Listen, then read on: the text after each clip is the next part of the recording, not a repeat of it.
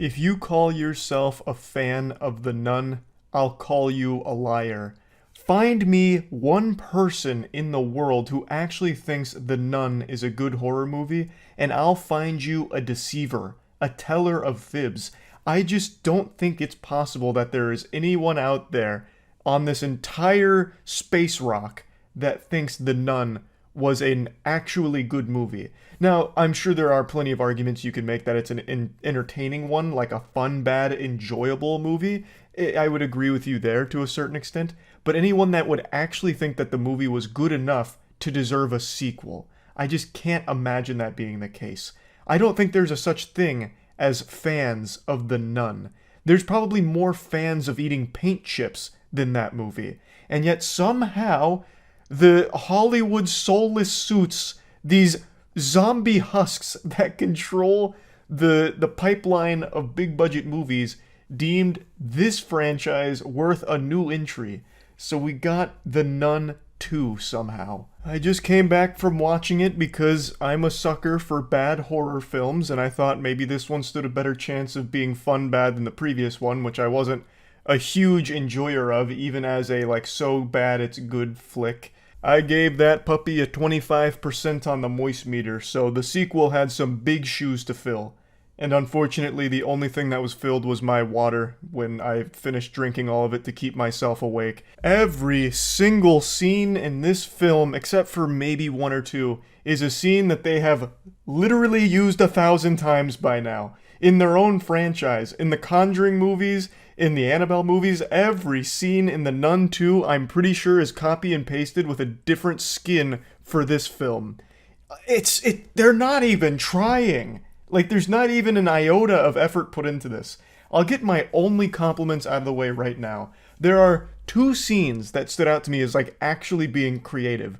And one of them was about the main character, Irene, whom you'll remember from the first film, having visions. And the visions in this film work like Genjutsu in Naruto. So fucking Itachi here traps her in a Genjutsu, and she's seeing the nun on a billboard. There's crows flying by. It's actually very much like Itachi. Maybe that's who the demon is. And so she's looking at this board that has all of these magazines on it. Wind blows in, it starts flipping the magazines around, and the magazines flip to a bunch of different pages that eventually form something that resembles the nun. And then she jolts her arm out and strangles Irene. And it was pretty cool. I was like, that's very interesting. And the jump scare was pretty effective. Not that jump scares are something to be proud of per se, but if you're going to do them, at least do them well. You know, a jump scare is basically just like a quick, loud noise in the middle of quiet in order to trigger that brief little startle sensation, because our caveman brains are hardwired that way. It's the best comparison, and the one that always gets made, is a comedian going out into the crowd and tickling someone and calling it good comedy.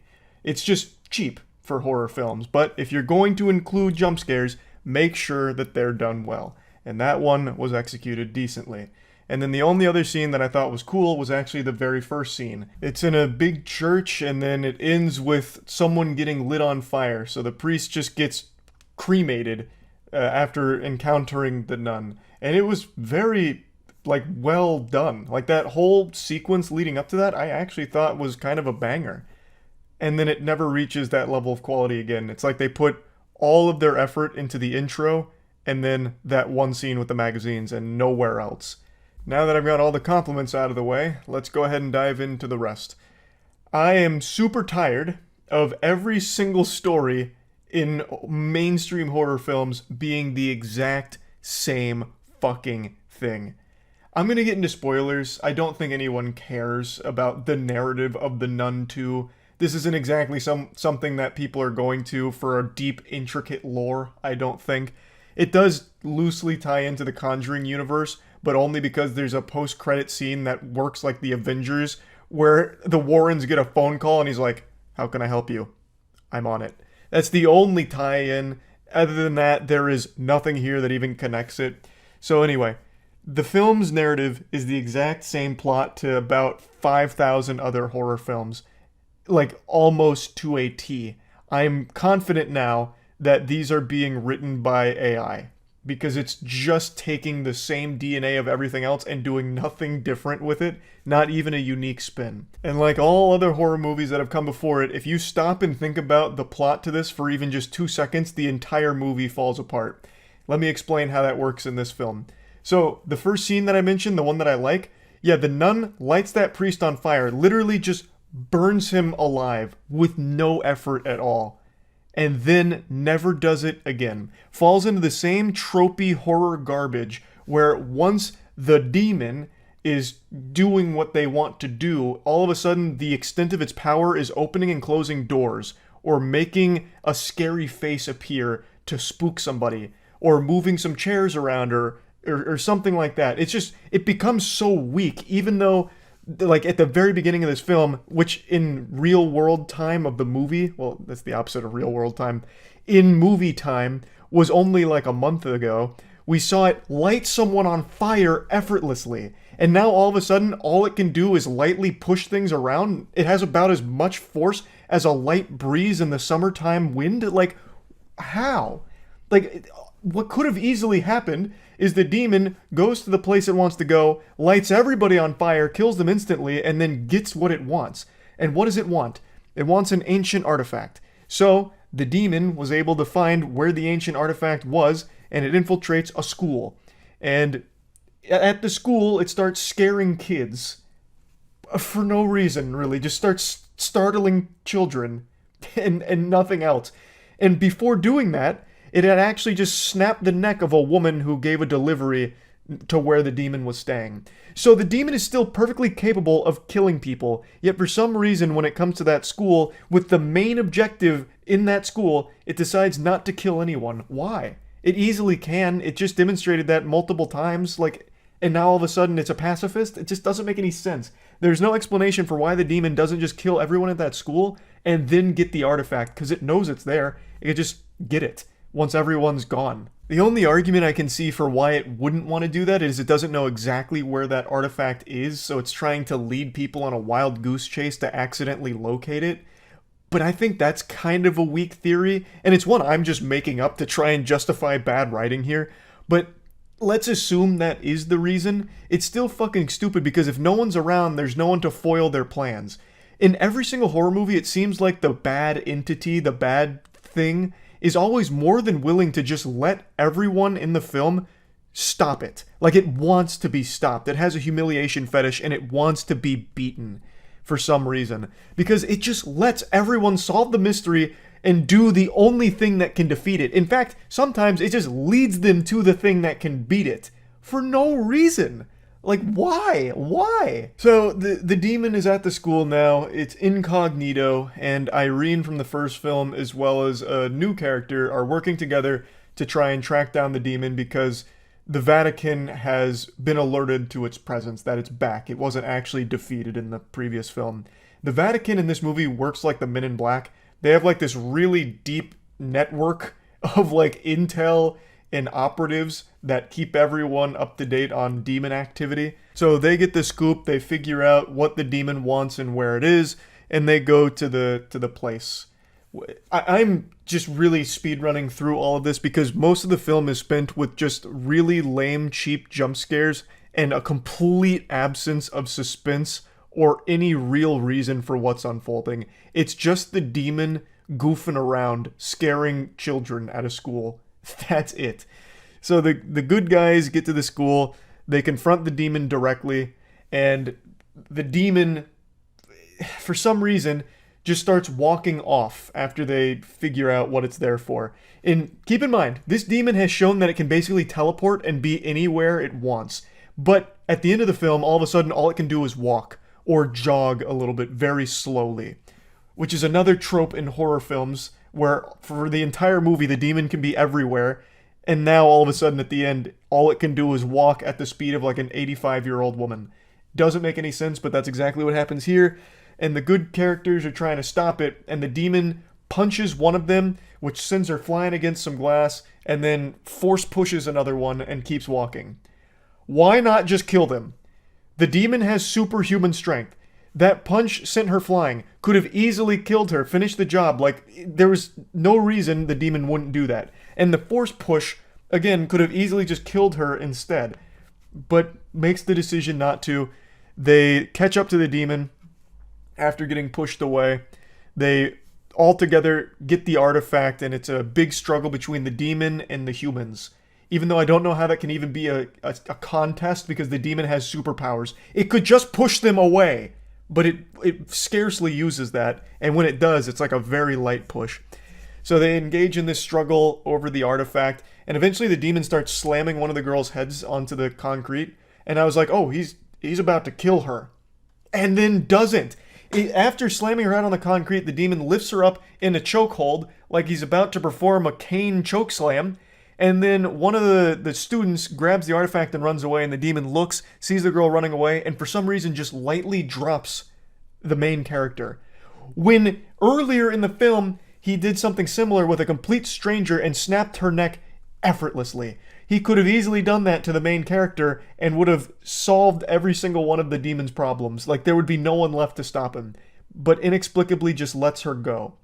And also, I forgot to mention this, a goat man gets summoned, which was actually kind of hype. This is another compliment, the goat man. I'm a huge fan of cryptids, and they legitimately made goat man here. And he chases people around on all four. It's really silly, and it made me giggle. So I did appreciate the goat being in here. That was cool. Actually looked like fucking Mr. Tumnus out of Narnia. It was a great character. So the goat's chasing some of the little children while one of the other nuns is there trying to protect them. And then the main character, and one of the other children are struggling over the artifact to defeat the bad demon nun. And it ends in an anticlimactic showdown where the demon finally, once again, uses the light someone on fire move, but instead of just immediately lighting up the main character in flames, slowly starts like a small fire on like her bottoms, which slowly goes up instead of just immediately lighting them entirely on fire like we saw the demon do at the beginning, which gives the girl just enough time to remember that her mother, whom she had mentioned a little earlier in the film, had superpowers basically, and thus the main character has the superpowers.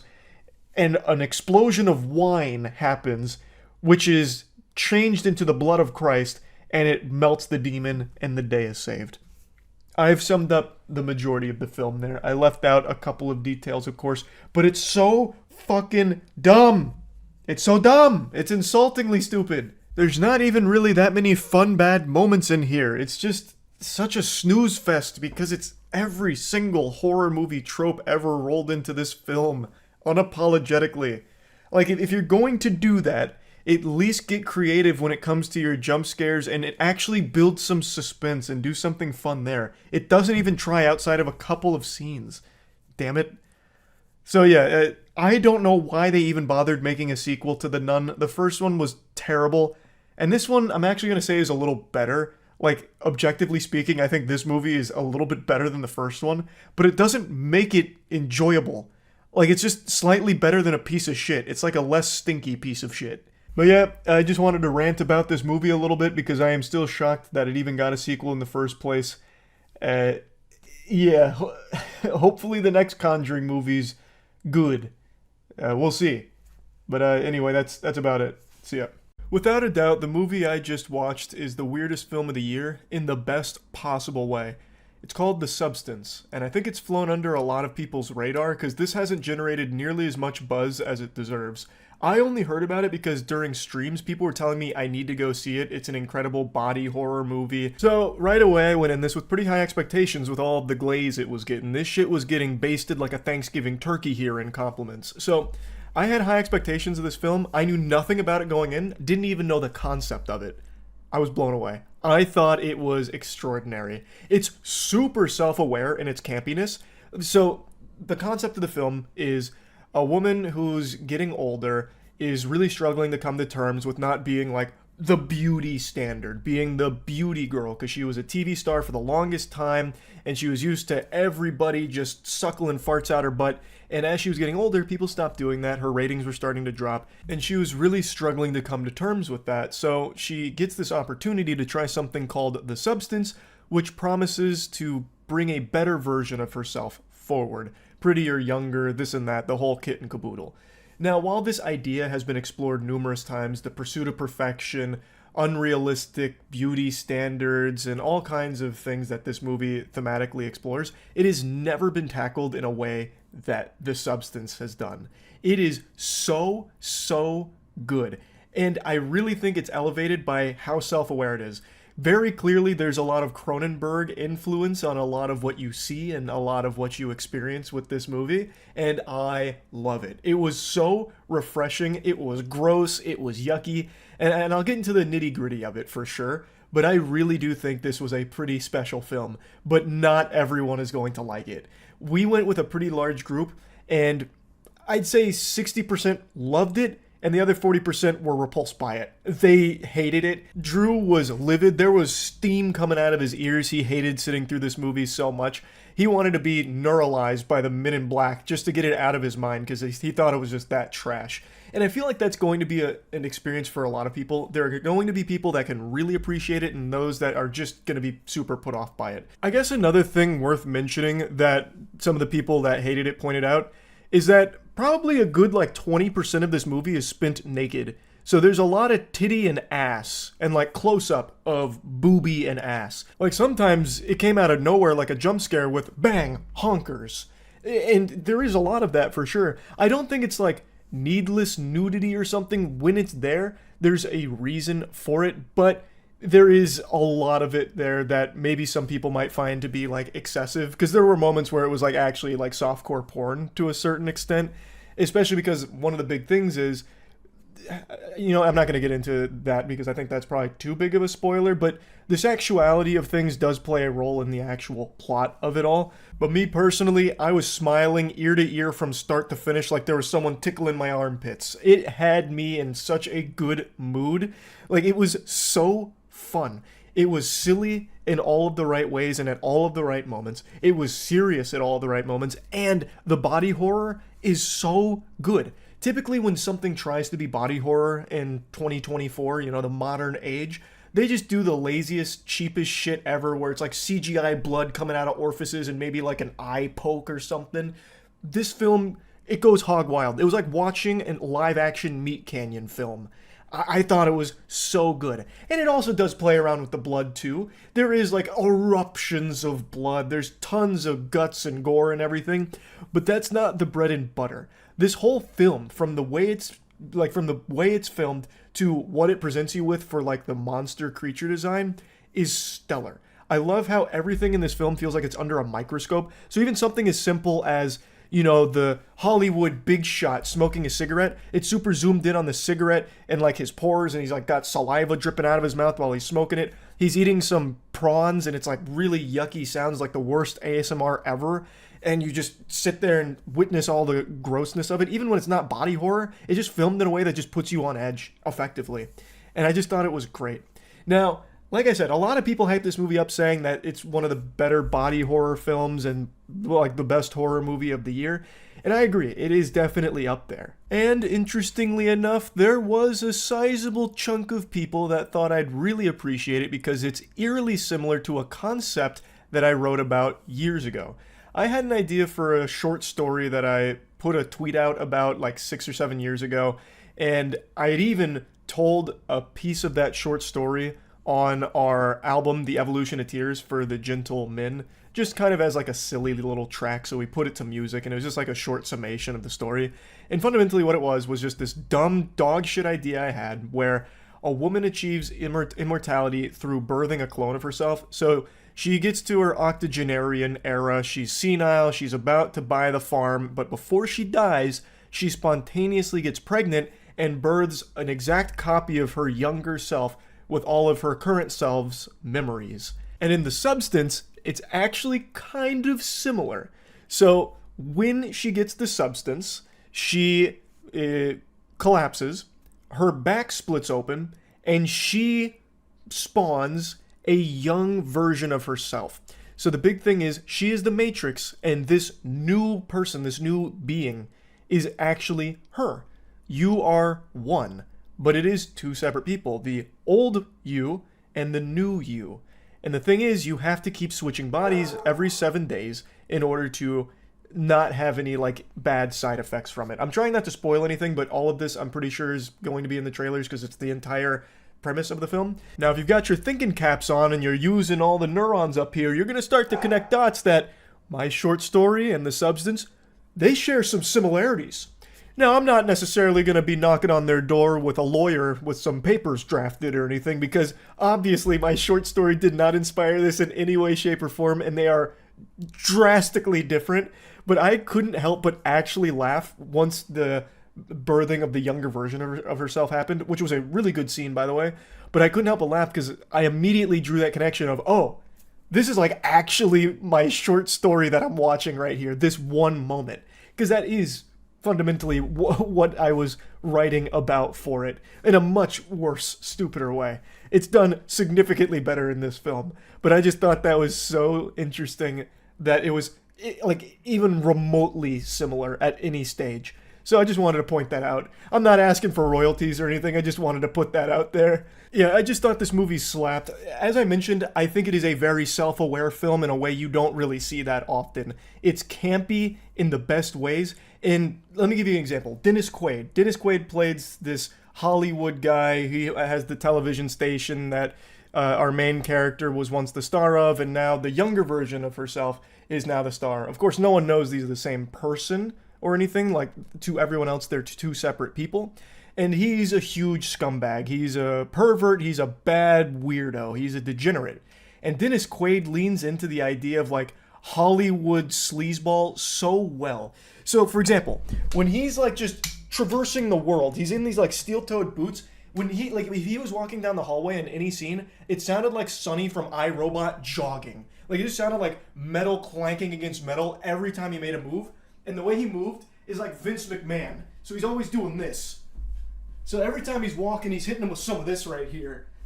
And he, like, his mannerisms are so silly. So, like, towards the end, where he's like, pretty girls should always smile. And then he starts walking away doing this. Like, it's so over the top, but not in a way where I was like, damn, that's cringe. Like, he's doing too much. It was like, that's perfect. Like, that's so good. It had me laughing, which I'm pretty sure was the idea with it. And it's not just him, I just think he was the best shining example of it. They'd introduce characters sometimes, like Fred, and it's just so in your face, but not in a way where it feels dumb. Like, it just feels like, oh, they're in on this being a joke, and it's supposed to be campy. But I will say, there were moments where I think they expected the audience to be stupider. So, like, a big reveal, they did a subtle moment where it reveals it, and you're like, oh, I'm picking up on that. I see what they're saying with that. That's what that means.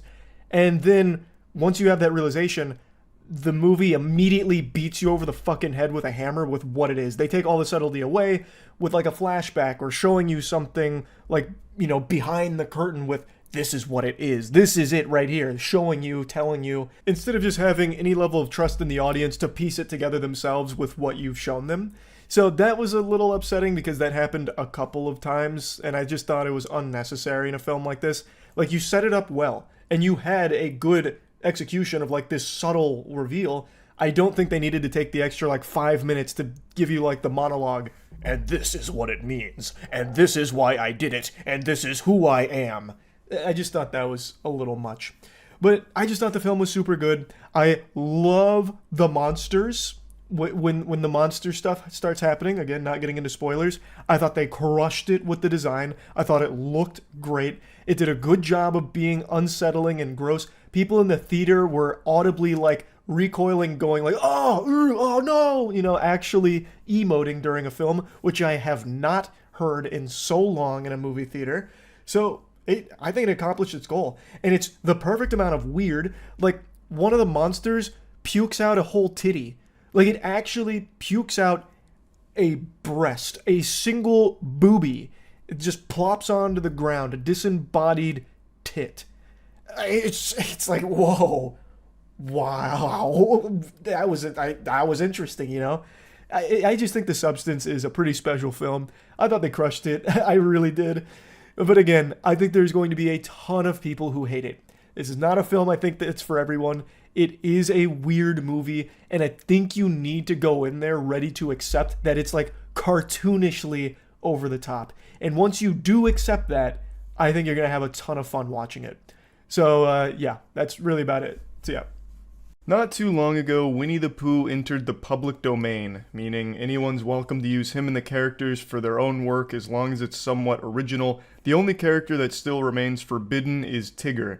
They're keeping that copyright under lock and key, but every other beloved character in the 100-acre wood you're welcome to go hog wild with. You can make your own Winnie the Pooh cinematic universe if you'd so choose. I absolutely love the public domain. Sometimes you get decent stuff out of it, but 9 times out of 10, something going to the public domain leads to the absolute most abominable, revolting creations humanity is capable of producing. And I think it's just delightful. And we're already seeing this effect in full force because there's a new Winnie the Pooh horror movie on the horizon called Winnie the Pooh, Blood and Honey. Let's go ahead and check out the trailer here.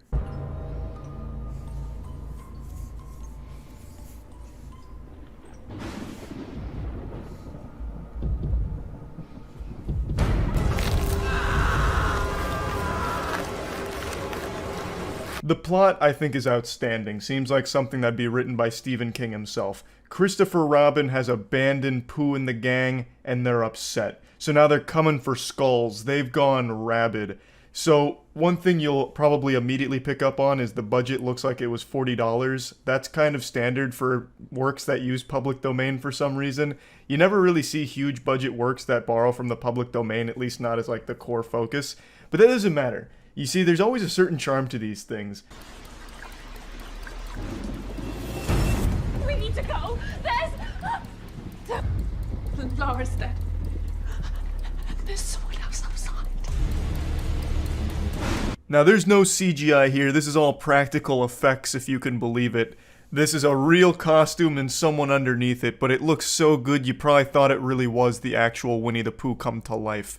I love the costume design here. This seems like something they found in a Party City dumpster that vaguely resembled Winnie the Pooh and then hatched the idea for a horror movie centered around it. What was that?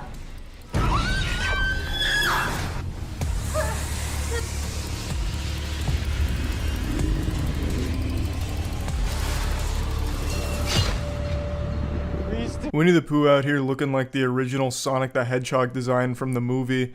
It actually kind of reminds me of the SpongeBob porn parody, SpongeKnob Square Nuts. Now, you know me, I'm a real positive Patty, so I don't like to be the one to nitpick things, but if I was to critique this masterpiece here, I would say that my biggest problem with it is that it doesn't really look like Winnie the Pooh and the crew hunting down and murdering people. It just seems like people found things that vaguely resembled Winnie the Pooh's team, and they're dressing up in costume and killing people at the house.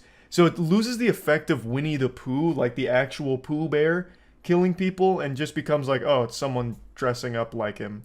So it's not as cool, I don't think. It probably would have been better if they just did shitty CGI or even like hand puppets. You know, that could be kind of wild. Claymation, even.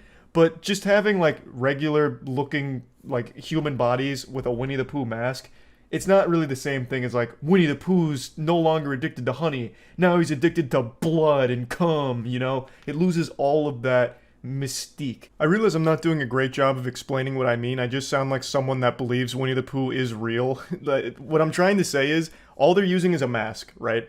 Like, the body is still very human-like. Like, they just have normal clothes on. Like, Piglet's wearing a fucking trench coat, you know? He just looks like some edgelord from a video game, but he has a pig mask on. You know, nothing tells me that that's Piglet. I wouldn't see this trailer and immediately think it's Winnie the Pooh and Piglet. I'd think, oh, it's just a normal slasher movie and they're using a pig in bear mask. They should have done at least the bare minimum of giving Piglet, like, little hooves, you know, instead of just, like, normal hands. Because, like, when they have the sledgehammer or the axe, whatever it is, like, it's just normal hands. He's got gloves on. He's got fucking 5 fingers and gloves on. You know, instead of, like, little piggy stuff. You know, little piggy appendages. So, again, it just feels like it's normal people and wearing masks. It doesn't feel like it's fucking Winnie the Pooh's team, you know, that's come together to purge. And I feel like that's what they should have gone for. Be friends, why are you doing this, please?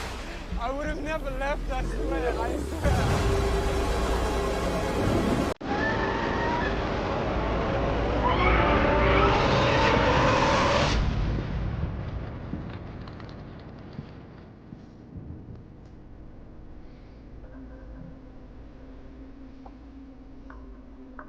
Yeah, overall, I know this movie's gonna be a big stinker, but I can't wait for it because I'm thinking it's going to be like enjoyably bad. It looks like it's made with a high level of self-awareness that they know that it's fucking stupid, but they're fully embracing it, so I can respect that. I again just wish they had sold the idea that it's Winnie the Pooh and his friends a bit more instead of just having it be people with Winnie the Pooh cheap costumes from Walmart. You know, there's definitely a better way of doing it, I think. But I'll try and remain somewhat optimistic here. Winnie the Pooh is a property that's awfully close to home for me. I, of course, used to watch the cartoon. I even had a couple of the games. I had a lot of Winnie the Pooh merch, so I was a big Pooh Bear fan.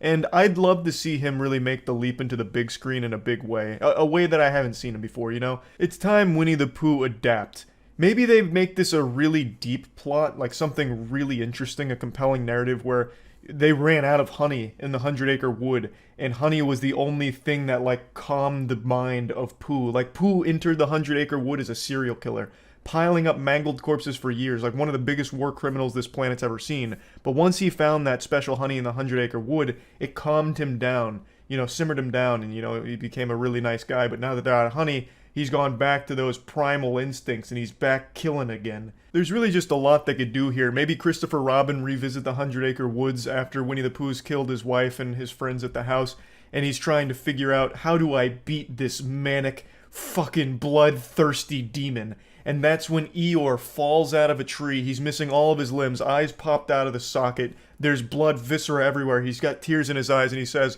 as he's crawling his way there with his one limb, using it like a peg leg, he says, "Christopher, the only thing to stop Pooh is Pooh himself."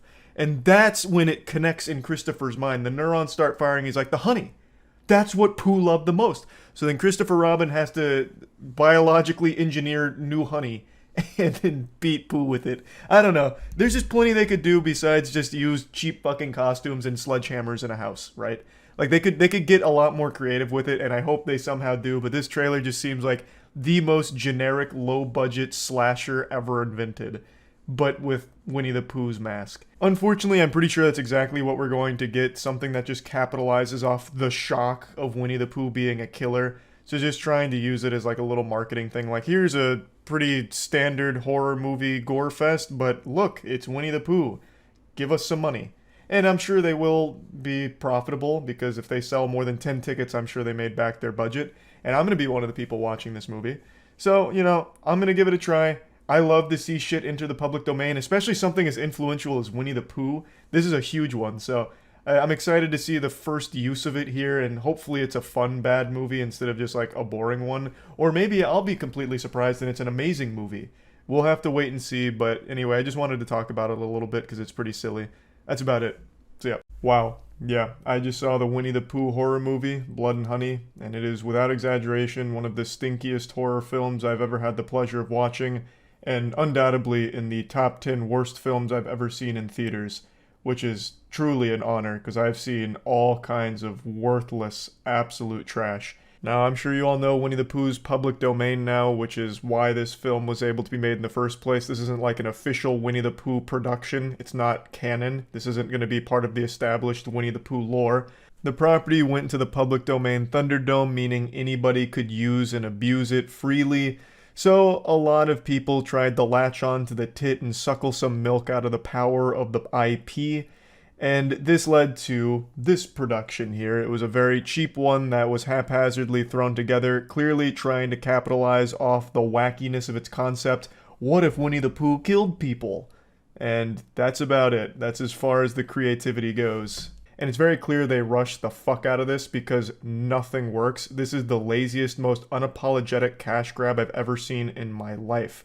But it doesn't even have the decency to be self-aware. It is bad at everything it tries to do, and it doesn't even do it with like a smile on its face. Of course, I knew going into this it was going to be bad. Anyone with eyes could see that this would be dog shit. I mean, just look at the costume. They didn't even bother putting any effort into Winnie the Pooh or Piglet. They just found the cheapest masks available at Party City, and they just had two guys wearing the masks.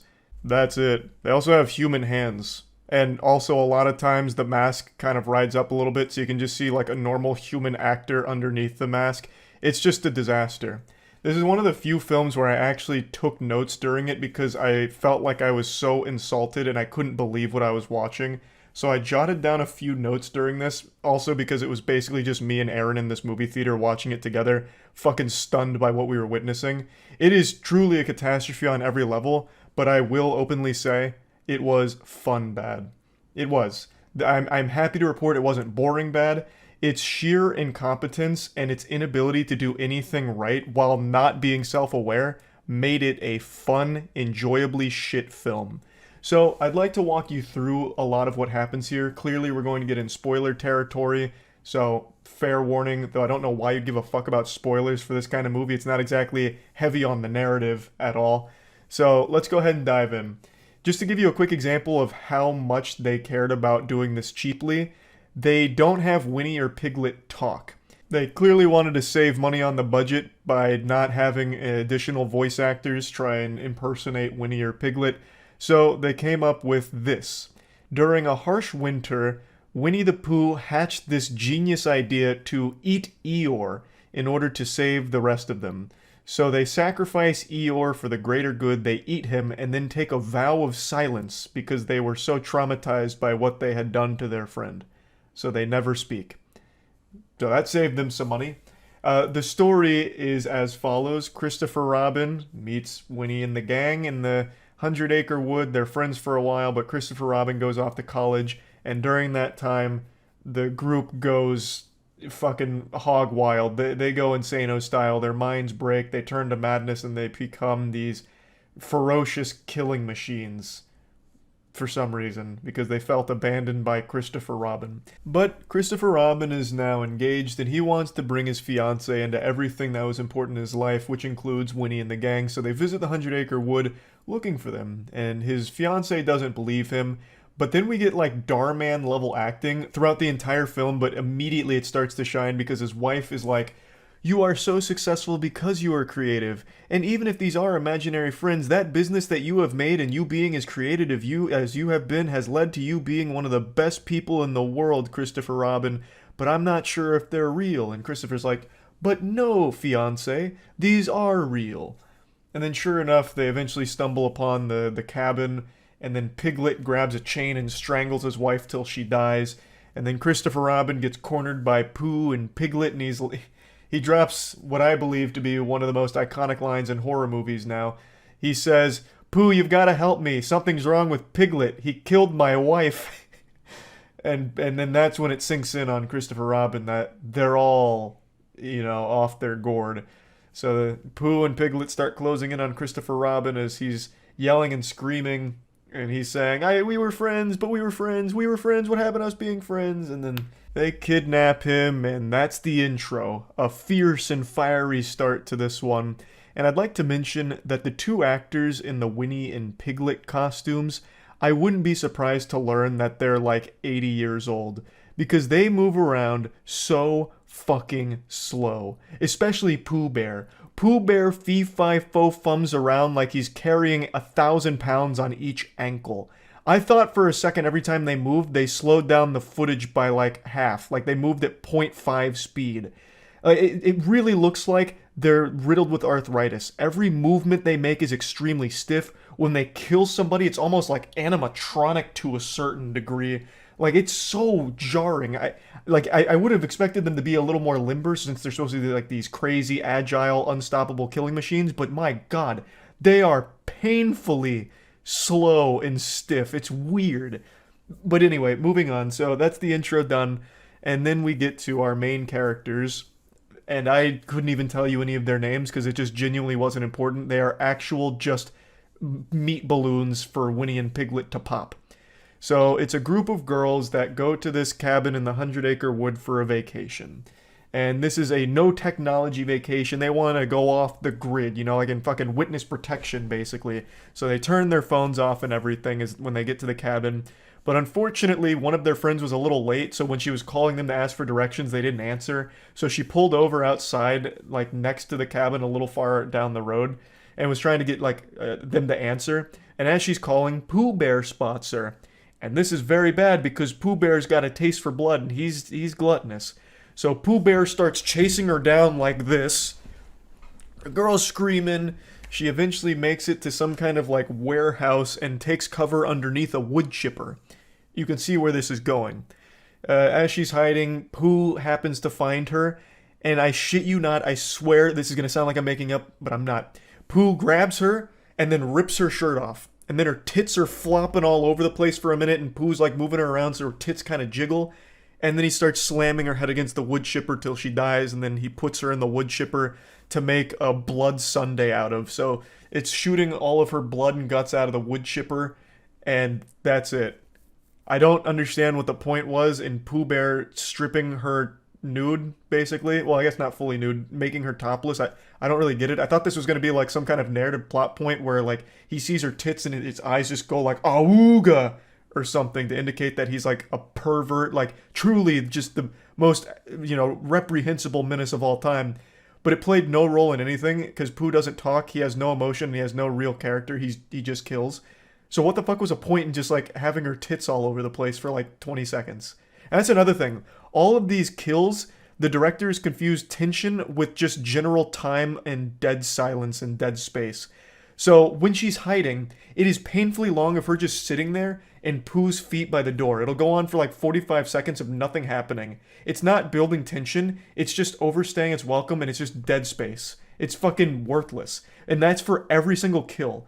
The director really just thought like holding a still frame of something in the background is building tension, and it's just not. It was just really mind-numbingly boring, and it really lasted a long time. Like in the intro, when Christopher Robin was saying, but we were friends, and Piglet and Pooh were coming in, that scene was probably about 2 minutes of them standing there, slowly getting closer, as Christopher Robin repeated the same 5 lines over and over again, like it was an NPC malfunctioning in a video game. It was painful how long those scenes would drag. But anyway, moving on, so that girl got thrown in the wood chipper. Back at the cabin, one of the girls is an Instagram model, so she's in her downtime playing music in a hot tub, and while Pooh Bear is dispensing of like this corpse, this skeleton of one of their victims, he hears the music, so he looks around, and then he sees the hot tub. So as she's taking Instagram pictures, you can see Pooh in the background, and the girl notices that too, and she's like, oh, what the fuck is this? That's a weird looking creature back there. So then she turns around, literally knows Pooh is there and knows that it's some kind of fucked up abomination back there, and she's like, I know you're there, but you're not gonna ruin my vacation, or what was the line? You're not gonna ruin my hot tub or something. I don't know, it was a terrible line, but she recognizes that there is a complete stranger in these fucking woods, this giant fucking animal recognizes that, and then just says, you're not gonna ruin my time. So she gets back in the hot tub, where she gets chloroformed by Piglet and Pooh Bear. So then they fucking hog tire on the front porch and then steal one of their cars, and Piglet puts his foot on her while Pooh Bear slowly drives over her skull, and then you get a close-up of her skull slowly exploding, so her eye pops out at the camera, and then blood starts squirting, and they're using the worst CGI of all time for the blood squirting, and eventually her head just pops and blows up. The genre that this movie's in is torture porn, pretty much. Like, that is basically all it is. It's just Winnie and Piglet torturing and killing people. I even forgot to mention that Christopher Robin is being tortured by Pooh. He was hitting him with Eeyore's tail, just like fucking flogging him with it. And this is what I'm talking about with a lot of things they try they didn't even bother to follow through on. There's a moment where Christopher Robin's like, I know you're still good in there, Pooh. This isn't you. You killed my wife, but I know you're still good in there. And then Pooh has this moment where he like cries, and then he breaks some boxes, and then he looks at himself in the mirror, and then he goes back to hitting him with Eeyore's tail, and it's never explored again. Like, ever. At all. Like, there's just this brief moment of vulnerability, but then he goes right back to just being this two-dimensional killing machine. So now, back to the cabin. They blow up that girl's head with the car. It turns out all of the other girls, for some reason, spread out across the land, so 2 of them are by, like, a pond, talking. Another 2 of them are literally like doing nothing, just standing around doing nothing. But they hear their friend scream, and they all run back to the cabin. They see her corpse, they freak out, they go inside, and Pooh is written "Get out" in blood on the window. So now they recognize they're being hunted, they're under attack, and they're trying to find things to defend themselves with. And then the main girl remembers that she brought a gun with her on this vacation. Her backstory is she had a stalker, so she's been a little scared of things, so she has a gun. And when she mentioned that, both Aaron and I thought it was going to be like a Glock or something, like a normal gun, like a normal kind of gun that you see in movies. Well, it turns out the gun she brought is a fucking revolver. But not just any revolver. It's like a goddamn 6-shooter straight out of Overwatch. Like, she was fucking McCree. She had this giant goddamn revolver. She came out here with that big iron on her hip. So she pulls out this massive revolver, a fucking 50 caliber hand cannon, and they're like, okay, now we can defend ourselves. But then they still split up. And so the girl with the revolver and her friend, they get into like a sniper's perch, and Pooh is just standing in the middle, like looking down, looking all confused, as they have like a clear shot on him, but they're not taking it for some reason. Then Pooh walks into the kitchen. So then we go to the other group of 2 girls that for some reason split off near the pool, and Piglet's over there, and they freak out. One of the girls falls in the pool. The other one, Piglet pushes, and she gets knocked unconscious. And then Piglet... Fuck, it is so hard to describe how awful this is. Piglet is after the girl in the pool, and he has a chain and a sledgehammer.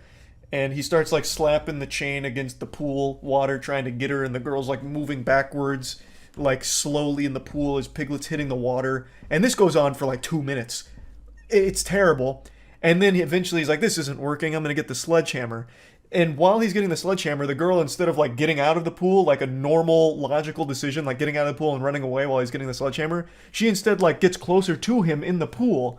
And I thought this was gonna be like a fight back moment where she's gonna like grab the chain and yank him in and try and kill him. But no, she just gets closer to him as he gets the sledgehammer. Then he gets the sledgehammer and she starts backing up again in the pool, like slowly swimming her way back.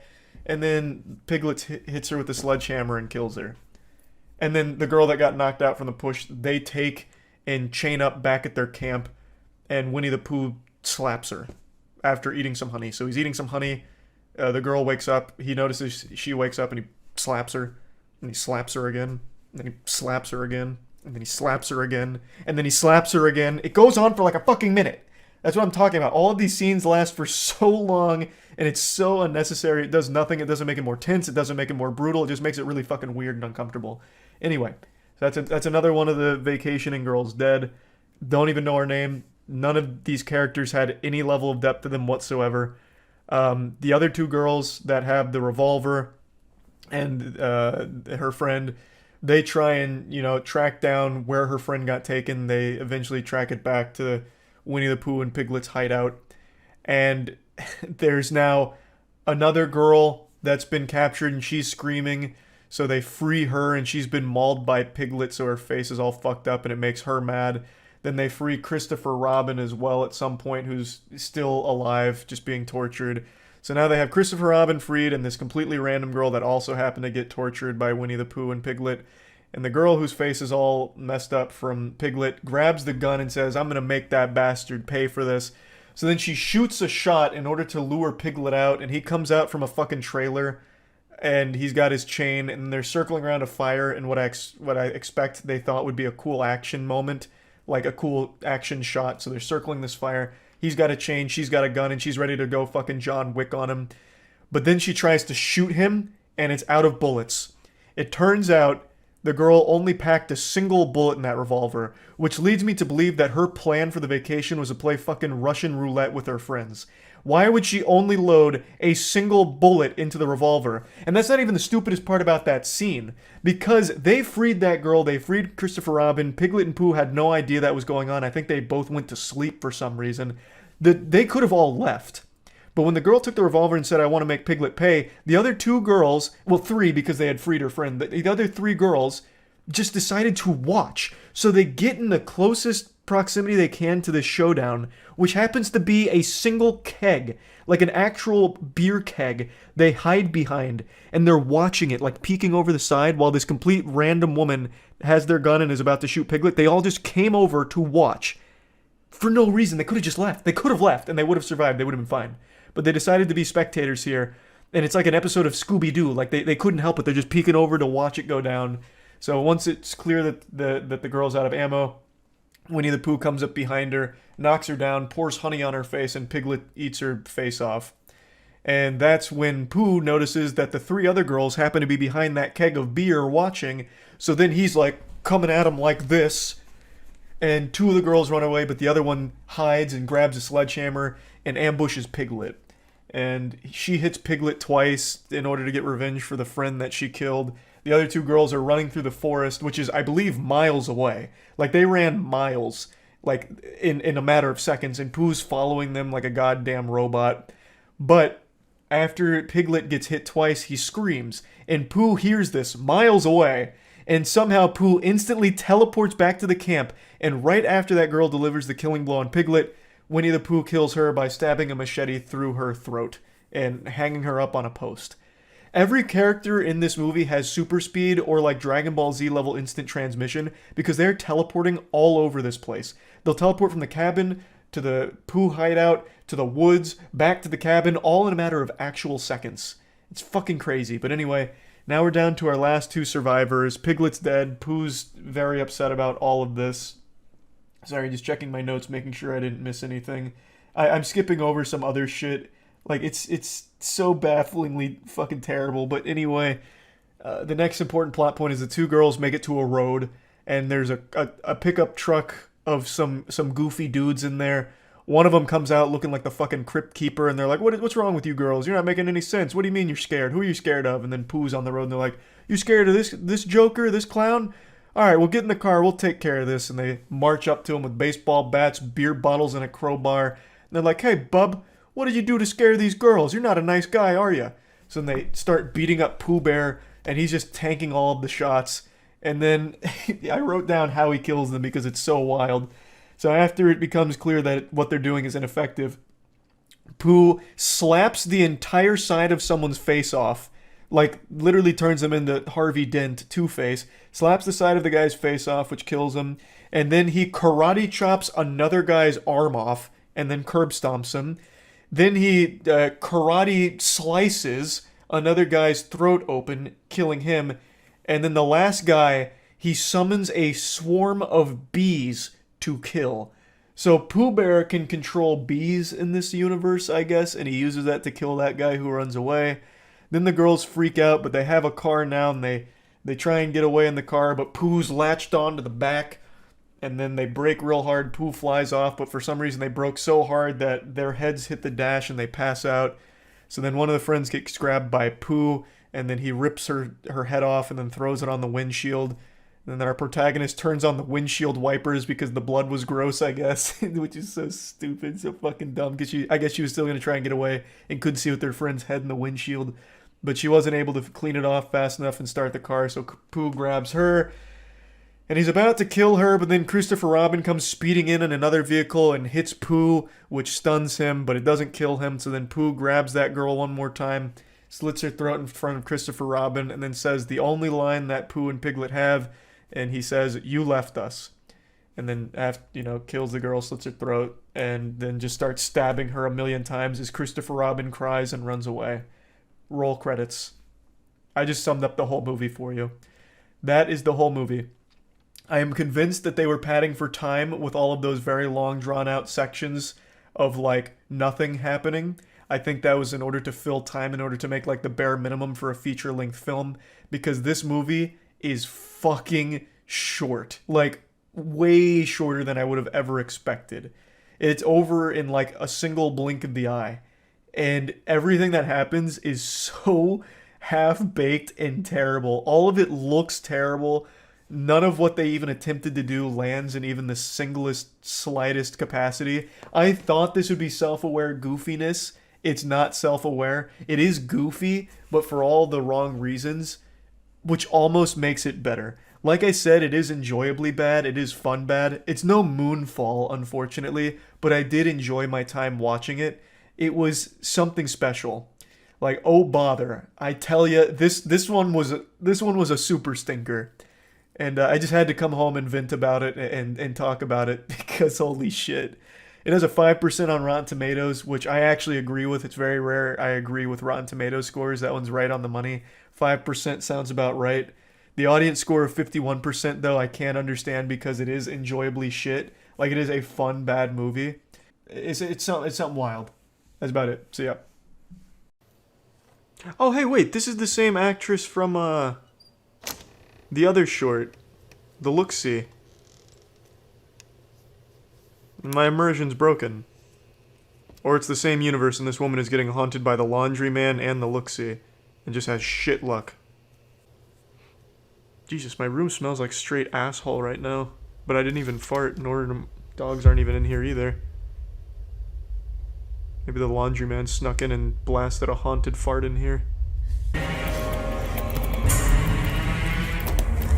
Get the fuck out of there! He's doing laundry.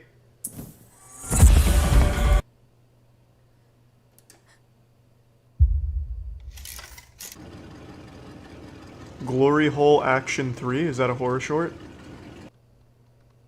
Okay, so she gets the... You know what, let's just get to the plot point. She gets the armoire, there it is. Now scare me. Imagine being afraid of a piece of furniture.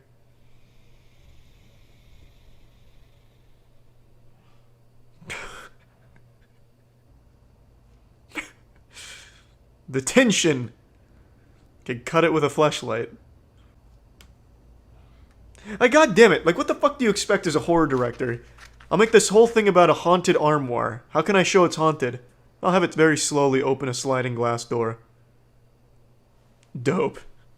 That'll send shivers down the spines of all 9-year-olds. Fuck!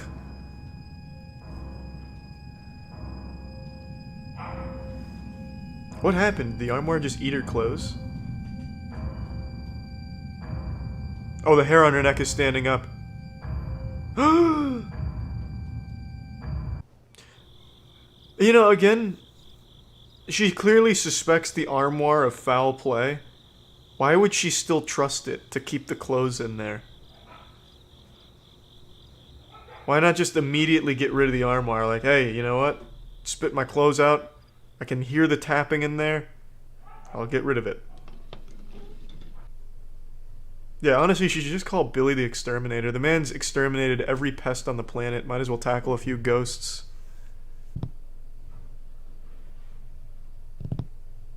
Why is he doing that?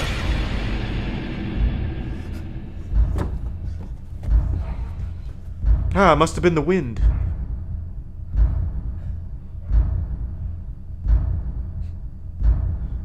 Imagine being such a pathetic demon that the only thing you can possess is a fucking armoire. Oh my god! Hey, hun! Hey, hun, you mind if I look hot in front of this armoire? There's a man floating above us. Hey, don't give away his hiding spot. What the fuck? I don't see a man. It's just Pro Jared's dick pic on a string.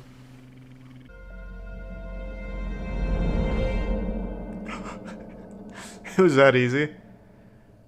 Like, I'll be honest with you guys. If I saw a man floating above my bed, I wouldn't be able to just fall back asleep and be like, what the fuck are you doing in here? Let's do it tonight. And how are you doing that? Chris Angel, stop fucking floating above my bed. I've had enough. Oh, I'm Yeah, it's just Billy the Exterminator in the attic checking for rats. I like to imagine all of these horror shorts have a perfectly logical explanation if you look through it the lens of it could have been Billy. That's not Maribeth! Don't fall for the trick! I promise. Well, what did you expect? The worst chef in Hell's Kitchen history?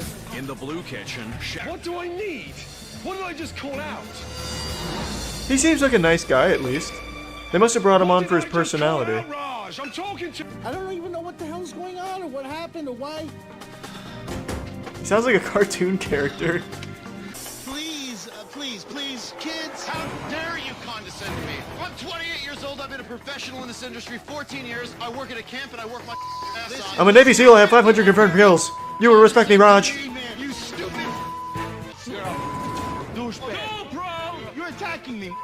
He's like Samuel Tarley right now, but with a worse attitude. Man, You bitch. you're a waste of life, Raj. He's a waste of life because he can't make pasta. I can't make pasta either, Boris. You want to come say that to my face? Huh? Huh, big man Boris? I'm on your side, Raj. Fuck these guys. Listen! Shut up! Shut the up!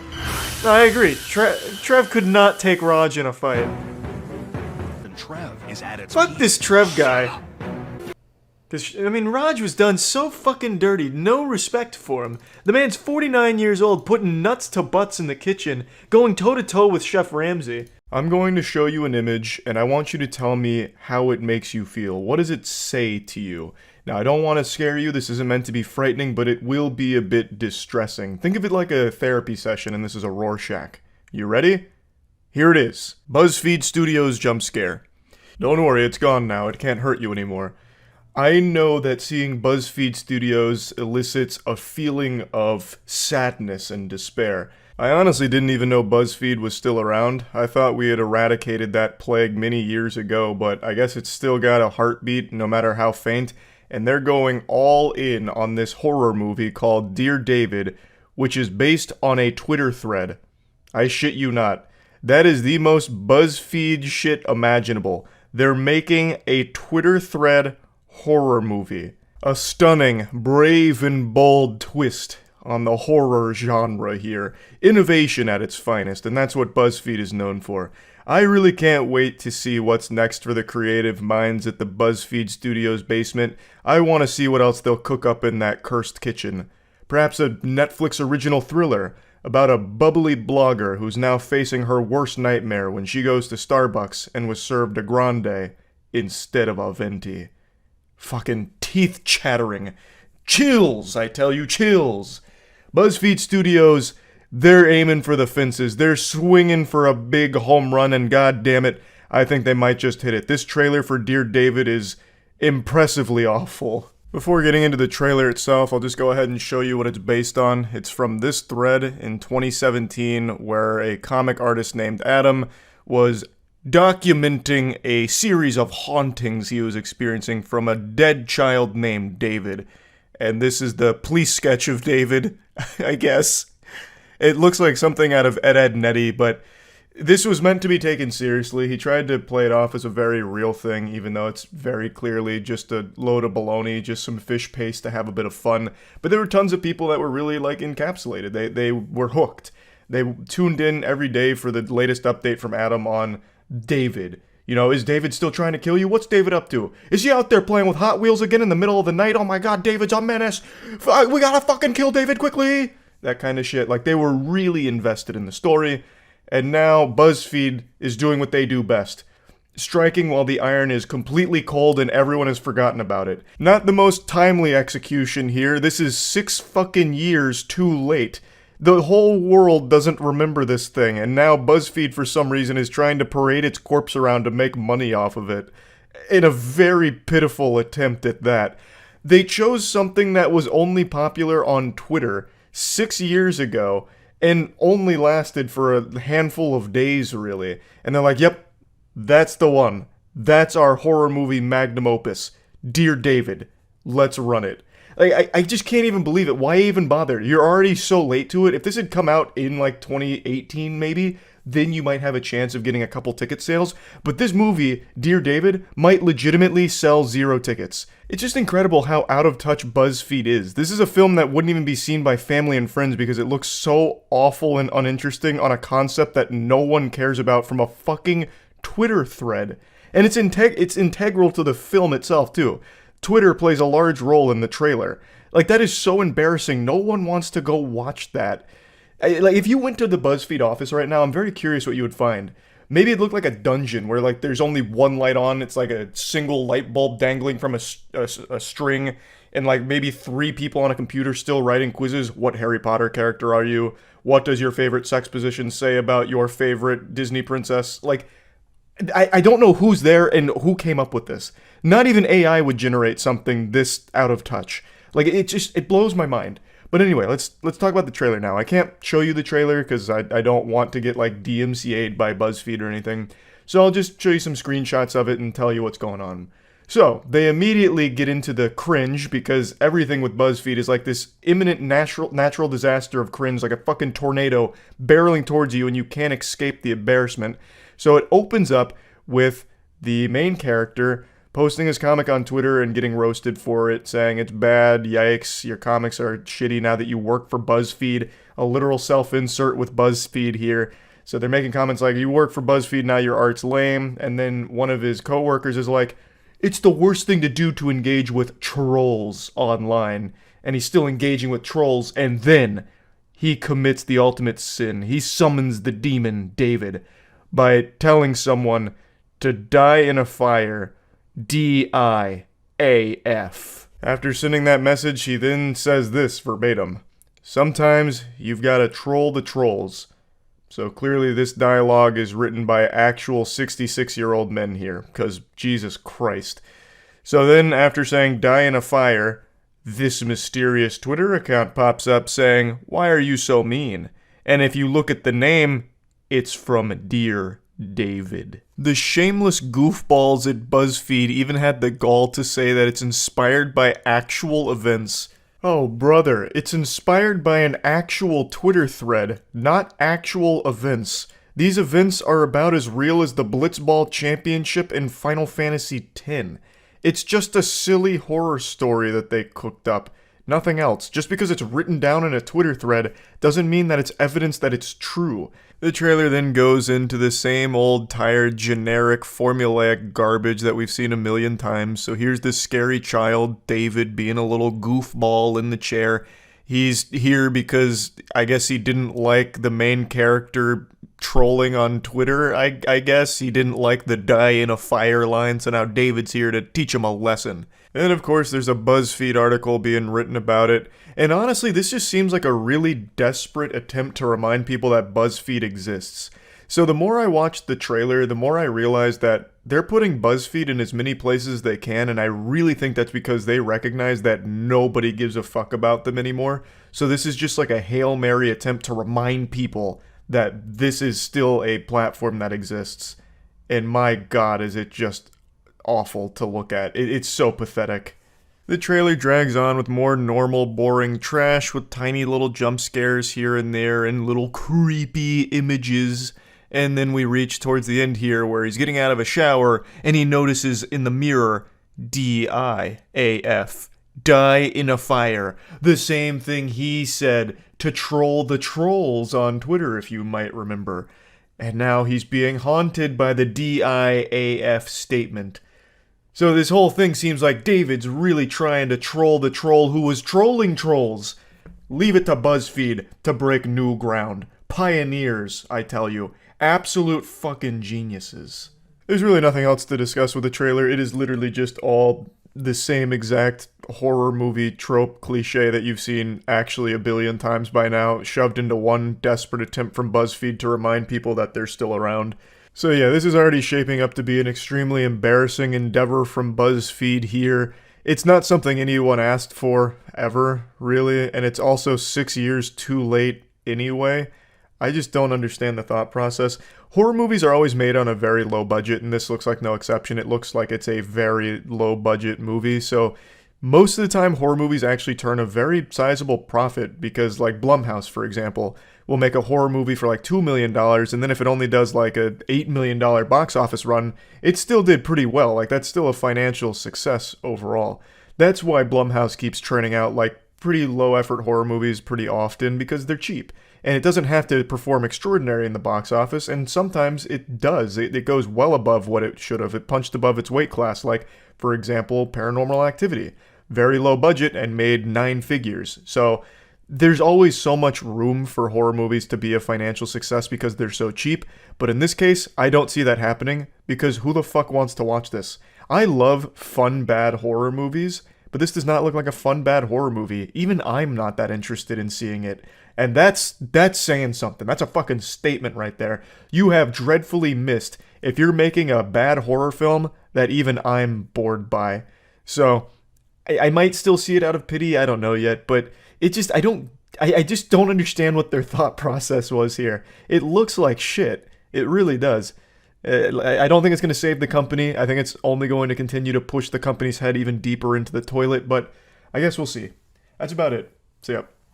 What's more brave, running into a burning building to save the life of a family trapped inside, or offering a controversial take on a beloved horror movie that just released? I think both are equally as brave, but there's only one that I'm courageous enough to actually do. And that's giving a horror movie that has the entire film world going gushing grannies mode over it a less than perfect score, less than 100%, which is controversial, it seems.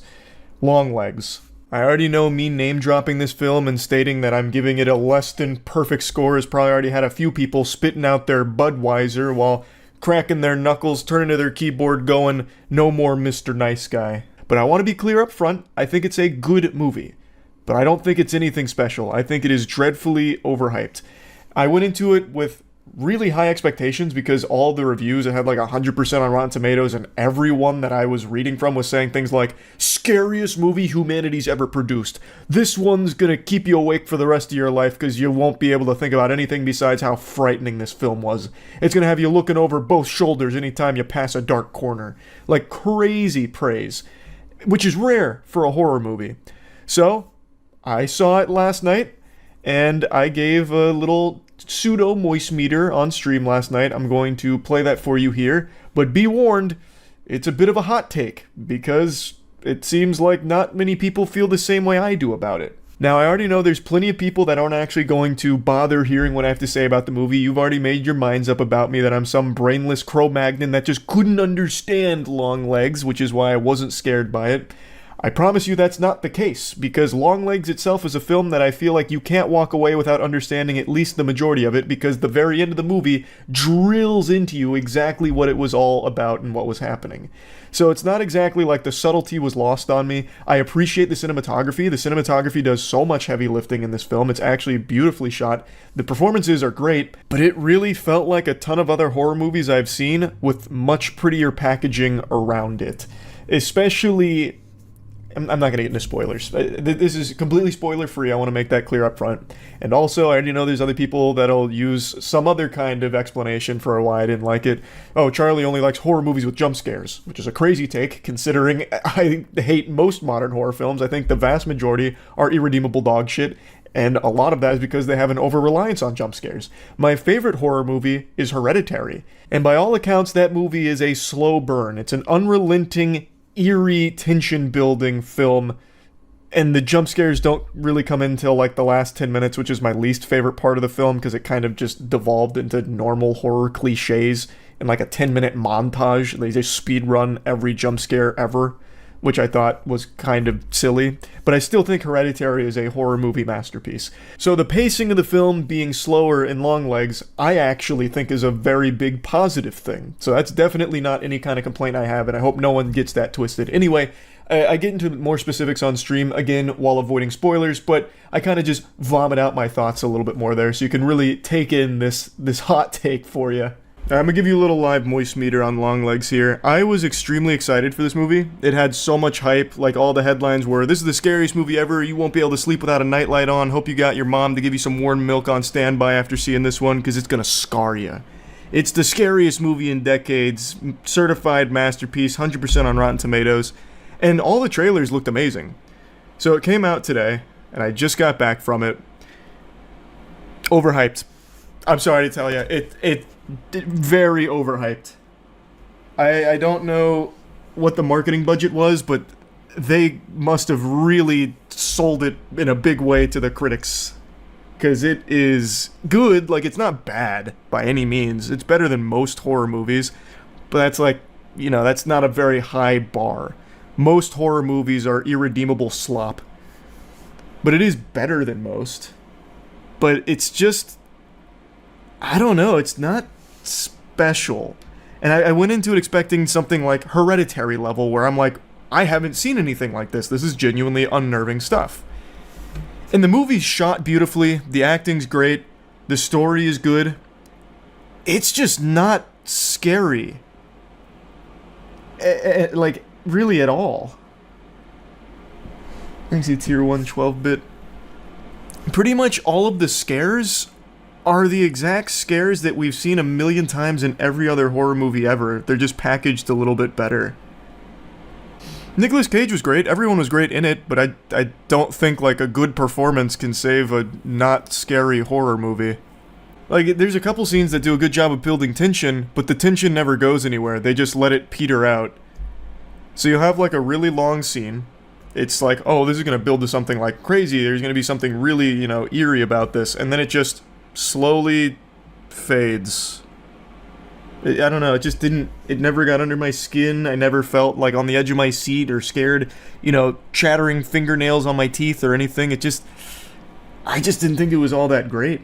It's good, but it's not great. Why did they hype up what he looks like so much? Because Nicolas Cage looks like a super weirdo in the film. And he looks weird, but he doesn't even look that much different than... You know what he looks like in this movie? He looks like the grandfather from Holes in the flashback scene with Kate Bartlow, where she's like, I'm tired of this, Grandpa, and he goes, that's too damn bad! That's what Nicolas Cage looks like here. It's not, like, it's nothing crazy. He looks exactly like this guy. So he just, like, progressively gets more and more like this guy as the movie goes on with longer hair. This movie also has a really lackluster ending because they treat the audience like they were too stupid to piece together what was happening throughout the whole movie. So there's like a montage that explains all of it and just beats you over the head with it. It's not bad. Please don't misunderstand me. Like I said, this is better than like 90% of horror movies that come out. But it is not the masterpiece that I thought it would be. Like, I was ready to like expect another Hereditary, which I guess is unrealistic. But it really wasn't close. So you just set your expectations a little high? Yeah, I think it's part of that. I definitely think that's part of it. And I think the hype around the movie does it a huge disservice once you actually see it. Because it's not the scariest movie ever made or anything. But it is a good movie. Why don't you like the ending of Hereditary? I think it's so unique. I think it's the opposite. The problem with Hereditary's ending to me is that it's not unique. The rest of the movie was. The final 10 minutes is just every jump scare ever shoehorned into a 10-minute speed run. The mom, like, banging her head on the attic. Then, like, a bunch of people coming out going, boo! Boo! Boo! Like, the theater started laughing when the coat, or whatever it was, like, flew across the room. Like, it was so silly. So good as a film, but not scary, right? Yeah. That's kind of how I'd classify it. I think for certain people it will be unnerving, depending on how you respond to the themes. So, it just wasn't one that I personally found to be frightening. I have to know what Longlegs is about. I'm not going to spoil it. Like I said, I think it's probably best to go in not knowing what it's about, because the trailers do a good job of keeping that a mystery. So, I won't ruin that. What would I give Longlegs? If I was to put Longlegs on the moist meter, I'd probably give it like a comfortable 75%. Like, it's good, like I said. That's probably where I'd land. Somewhere in there. I don't remember if I mentioned this on stream, but I watched Sinister the other night because it's one of those, like, horror movies that everyone gives a lot of flowers to. They're like, Sinister really is one of the best. And it's one of them that I hadn't seen before. So I watched Sinister for the first time.